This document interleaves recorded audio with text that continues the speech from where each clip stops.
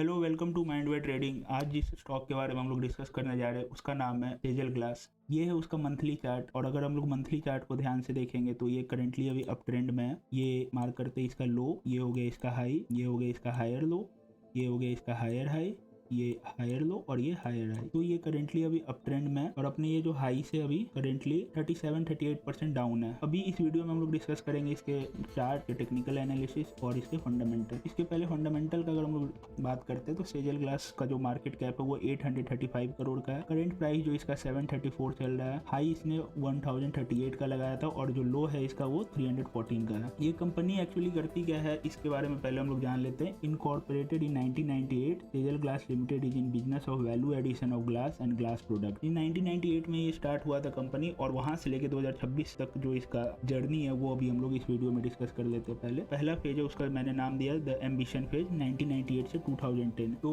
ये फाउंड किया गया था गदा फैमिली के थ्रू। इसके जो प्रोमोटर और फाउंडर है वो अमृत एस गदा है। ये स्टार्टेड अमृत एस गदा जो है वो स्टार्ट किए थे इसको, सेजल ग्लास लिमिटेड है उसको, एक स्मॉल ग्लास प्रोसेसिंग यूनिट से। Entered capital intensive float glass manufacturing. ये जो बिजनेस है वो बहुत ही कैपिटल इंटेंसिव है। इसमें जो कैश बर्न होता है डेली, जो इसका डे टू डे एक्सपेंसेस है वो बहुत ही ज्यादा कॉस्ट आता है इसका। Strong expansion with retail brand such as Sejal Incasa. ये स्टार्ट करने के बाद एक as a small glass processing unit इसको स्टार्ट किए थे, बट फिर इन्होंने अपना एक स्ट्रॉन्ग एक्सपेंशन किया और अपना एक जो रिटेल ब्रांड है वो खोलना स्टार्ट किया सेजल इनकासा के नाम से। इसके बाद फिर ये इसको जो खोलने में इन्होंने कैपिटल जो यूज किया वो उसके लिए इन्होंने बहुत सारे लोन और डेट उठाए मार्केट से, बैंक से। उसके बाद वो उस डेट को भर नहीं पाए, जिसके कारण कि इनका जो दूसरा फेज स्टार्ट होता है इस कंपनी का सेजल ग्लास लिमिटेड का, फेज 2 को, द क्रैश, 2011 से 2018 तक। Debt spiral due to float glass project. इनका एक प्लांट था बारूच करके एक जगह है गुजरात में शायद, वहाँ पे इन्होंने अपना एक प्लांट खोला था जहाँ पे ये ग्लास मैन्युफैक्चर करते थे, टफन ग्लास ये सब। तो वो इन्होंने सेंट गोबिन नाम के कंपनी को 686 करोड़ में बेच दिया क्योंकि डेट बहुत ज्यादा हो गया था। Still unable to pay full liabilities, operational डीके प्लस लोन डिफॉल्ट। उसके बाद जो 2010 तक तो इनका जो सेजल इनकासा ये सब वो खोले, अपना मैन्युफैक्चरिंग प्लांट खोले बारूच में, वो सब ये लोन लेके खोले इधर उधर से डेट लेके, पर जो उसका डेट का जो रिपेमेंट है वो ये कर नहीं पा रहे थे, जिसके कारण 2011 से इनके लिए दिक्कतें स्टार्ट हो गई। और उसके बाद फिर यहाँ पे 31 मई 2011 का अगर हम लोग ये देखेंगे, Saint Gobain announces the acquisition of Sejal glass limited float glass business in India. Saint Gobain glass India has just signed a definitive binding agreement concerning the acquisition of Seजल Glass Limited float glass business in India. Through this deal, Saint Gobain Glass India will acquire new float plant located in the district of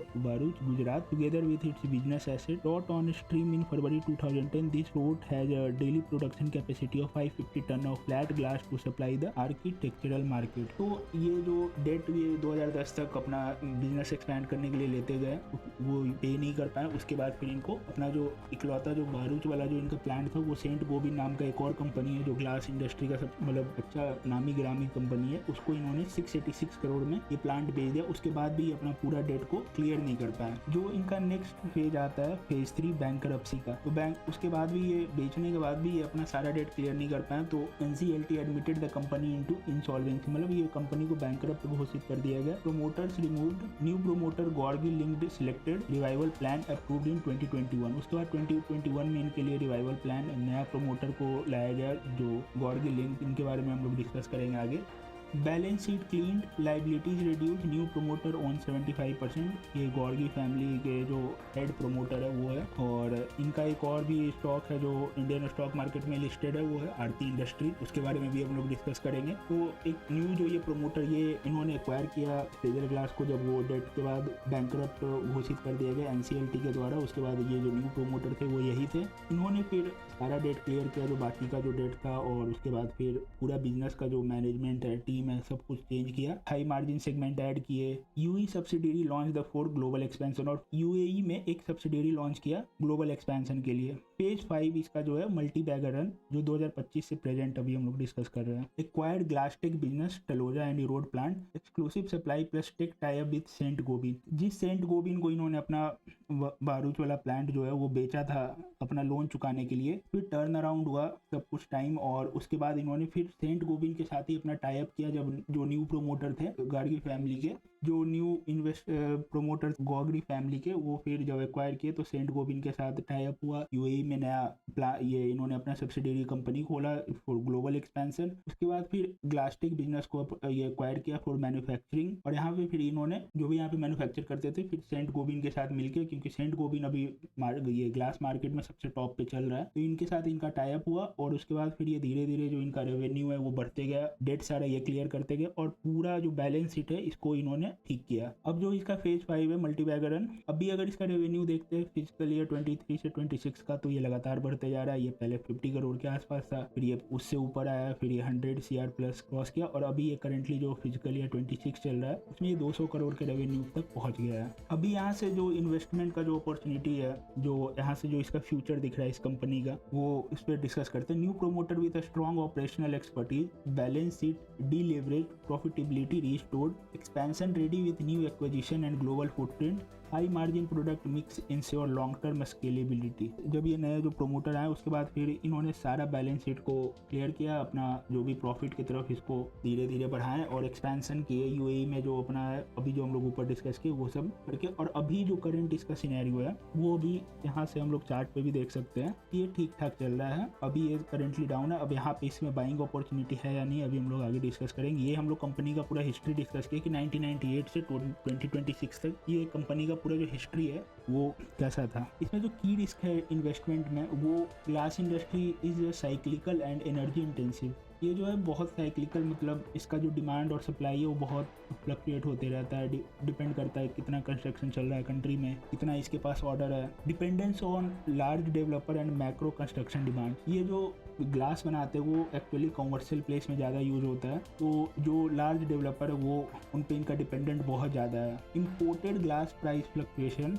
execution risk is newly acquired plant. एक और इसमें risk क्या है इस company में Sejal glass में, कि ये जो अभी नया एक्वायर किया है प्लांट, अभी हम लोग जो डिस्कस किए थे यहाँ पे एक्वायर्ड ग्लासटेक बिजनेस, इसका एग्जीक्यूशन ये लोग कैसे करते हैं और ये सेंट गोबिन के साथ जो इनका टाई अप है ये सब कैसा चलता है, वो एक इसमें की रिस्क है। अब इसका जो फाइनल समरी है, from insolvency to profitable turnaround, strong promoter backing and operational restructuring, aggressive expansion into high margin value added glasses, positioned as a promising long term compounder। यहाँ से इस कंपनी का जो फ्यूचर है, जो इनके प्रोमोटर है वो आरती इंडस्ट्री को भी चला रहे हैं, तो उनके पास एक्सपीरियंस आरती इंडस्ट्री को चलाने का। अगर हम लोग आरती इंडस्ट्री का भी चार्ट देखते हैं, तो अगर इसका हम लोग मंथली चार्ट देखते हैं तो देखते हैं कि अगर इसका हम लोग मंथली चार्ट देख रहे हैं तो वो काफ़ी अच्छा परफॉर्म किया। इनका जो स्टॉक प्राइस वो काफ़ी अच्छा रिटर्न दिया। करेंटली अभी डाउन ट्रेंड में है, बट मतलब ठीक है, इनके पास एक्सपीरियंस है। ये हो सकता है कि सेजल ग्लास को प्रॉफिटेबल इसको बना दिए। अब देखते हैं कि यहाँ से ये मल्टीबैगर स्टॉक साबित हो सकता है या नहीं। अब इसका स्टॉक पी के बारे में बात करेंगे तो 39.4 है, करेंट प्राइस 734, पेग रेशियो 0.52 है, 1 से नीचे है और 0 से ऊपर है, तो ये अंडर ग्रोन स्टेज में अभी, मतलब ये ग्रो कर सकता है। प्लेज परसेंटेज 0.16 है, अगर 0 रहता है तो बहुत ज़्यादा बेटर है, बट मतलब 10 के अंदर हम लोग कंसिडर कर सकते हैं, 10% से ज़्यादा नहीं रहना चाहिए। इसके ऊपर जो डेट है अभी 227 करोड़ का है। प्रॉफिट आफ्टर टैक्स जो है 21.2 करोड़ है। अगर इसके प्रोस का हम लोग बात करेंगे तो company is expected to give good quarter, company has delivered good profit growth of 26.5 CAGR over last 5 year, company has a good return on equity, track record 3 year. अगर इसके कॉन्स का हम लोग बात करेंगे तो stock is trading at 15.1 times its book value, though the company is reporting repeated profit, it is not paying out dividend, tax rate seems low, company has high debtor days of 152 days। एक ये red flag है और एक ये dividend वाला मुझे उतना नहीं लगता है, क्योंकि दो कंपनी प्रॉफिट कर रहा है मैं मान रहा हूँ, बट अभी कंपनी का जो हिस्ट्री है पीछे का 1998 से लेके जो अभी तक हम लोग डिस्कस किए, उस हिसाब से अगर वो डिविडेंड नहीं दे रहा अभी और वो कंपनी को और अंदर से मजबूत बनाने में अगर कामयाब रहे तो वो ज़्यादा बेटर है। अगर इसके पीयर कंपेरिजन का हम लोग बात करते तो बोरोसिल रिन्यूएबल जिसका पी 72.72 है, बोरोसिल साइंटिफिक 54.51 और ये सेजल ग्लास 39.40। मीडियन जो इस इंडस्ट्री का जो पी है वो एवरेज 46.95, उससे इसका कम ही है 39.40, तो ठीक है। सेल्स लास्ट 3 क्वार्टर के बढ़ रहे हैं ऑलमोस्ट 77.15, 103 और उससे थोड़ा बहुत कम है 100 के आसपास last quarter. Operating profit margin पहले 1.09 था, बीच में काफ़ी इनकंसिस्टेंट रहा, फिर अभी 11.68, 16.83, 14.59। अगर 15 से ऊपर है या 15 के आसपास है तो कंपनी का फ्यूचर ठीक है, और मतलब 15% एक बढ़िया प्रॉफिट मार्जिन माना जाता है।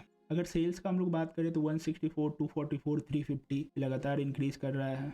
कैश फ्लो का अगर हम लोग बात करें तो ये लास्ट 3 क्वार्टर से लगातार पॉजिटिव है। 1 था 2023 में, 2024 में 0 और 2025 में 3। शेयर होल्डिंग पैटर्न का अगर हम लोग बात करें तो लास्ट कुछ क्वार्टर से 75% लगातार प्रोमोटर के हाथ में है। FIIs का भी लगातार कंसिस्टेंट है 0.21%, 0.21%, और अभी लास्ट क्वार्टर में भी 0.21%। DIIs का भी ऑलमोस्ट सिमिलर है, 0.40 से 0.47 हुआ, 0.47 फिर यहाँ था, यहाँ भी 0.47, अभी थोड़ा कम हुआ 0.46। इतना कंसिडरेबल है, इतना हम लोग लेके चल सकते हैं। पब्लिक का भी जो परसेंटेज है 24.32 और थोड़ा अभी इस लास्ट क्वार्टर में बढ़ा है वो 24.33 है। तो ये था इसका पूरा डिटेल एनालिसिस। और अगर इसका चार्ट पे अगर हम लोग बात करें अभी ये लेने लायक है या नहीं, या फिर जिनके पास पहले से है उनको होल्ड करना चाहिए या नहीं, तो अगर हम लोग ये अप ट्रेंड में, ये तो हम लोग अभी डिस्कस कर लिया, अगर हम लोग नीचे से इसका फीबो लगाते हैं बॉटम टू टॉप, करेंटली अभी ये इस जोन से सपोर्ट लेके ऊपर जाने का कोशिश कर रहा है। अगर कोई पहले से लिए रखे हैं तो मेरे हिसाब से मेरा जो पॉइंट ऑफ व्यू है इस स्टॉक को लेके, यहाँ से ऊपर जाने का चांसेस बहुत ज़्यादा है। और अभी अगर कोई इन्वेस्टर कोई इसमें नया ट्रेड लेने का या कोई नया स्विंग ट्रेड या इन्वेस्टमेंट करने का प्लान कर रहे हैं तो मेरे हिसाब से इस लेवल तक उन्हें रुक जाना चाहिए, 833 850 के आसपास। यहाँ पे अगर एक ब्रेकआउट देता है तो कंफर्मेशन और बेटर हो जाएगा, यहाँ से ऊपर जाने के चांसेस और ज़्यादा बढ़ जाएंगे। ऐसे करेंटली ये स्टॉक चार्ट वाइज भी पोजीशन पे है, यहाँ से ऊपर जाने के चांसेस बहुत हाई है। अगर हम लोग इसके रिसेंट बॉटम से भी लेट से फीबो लगाते हैं, जो कि इसका रिसेंट बॉटम ही है, अगर हम लोग इसके रिसेंट बॉटम से भी अगर हम लोग फीबो लगाते हैं, ये देखिए ये 50% के आसपास से ये सपोर्ट ले रखा है। अगर कोई रिस्की इन्वेस्टमेंट मतलब थोड़ा रिस्क लेना पसंद करते हैं तो वो एग्जैक्ट यहाँ पे भी एंटर कर सकते हैं। ऐसे इस ग्रीन कैंडल के नीचे लगा सकते हैं जो कि है 656 का लो, 734 पे एंटर करके और 656 का ऐसा लगा सकते हैं। जो सेफ इन्वेस्टमेंट इसमें करना चाहते हैं वो इस लेवल तक ऑलमोस्ट रुक जाए, 850 के बाद ही इसमें एंटर करें। और उसका SL यहाँ का जो ब्रेकआउट कैंडल का जो ये लो रहेगा वो रहेगा, और हाई जो इसका टारगेट रहेगा वो शॉर्ट टर्म स्विंग ट्रेड लेना चाह रहे तो 1036 इसका टारगेट लगा सकते हैं। और अगर और लंबा होल्ड करना चाहते हैं क्योंकि फंडामेंटल आज से इसकी चांसेस बहुत ब्राइट है, प्रॉफिटेबल भी हो गया है। अभी जो नए प्रमोटर हैं वो काफ़ी एक्सपीरियंसड है, उनको कंपनी को जीरो से लेके मल्टी बैगर बनाने तक का एक्सपीरियंस है, उन्होंने पहले आरती इंडस्ट्री को बना चुके हैं, तो ऐसे उनके पास एक्सपीरियंस है। इस कंपनी को भी वो प्रॉफिटेबल और मल्टी बैगर टर्न कर दे। तो अगर कोई लॉन्ग टर्म इसमें इन्वेस्ट करना चाहता है तो वो 850 के बाद ही इन्वेस्ट करे, जब ब्रेकआउट आ जाए तो चार्ट का भी कंफर्मेशन हो जाएगा। Thanks for watching this video. अगर अच्छा लगा तो do like, subscribe and share. और कोई टॉक अगर आप लोग चाहते हैं कि मैं डिस्कस करूँ तो कमेंट बॉक्स में जरूर लिखें।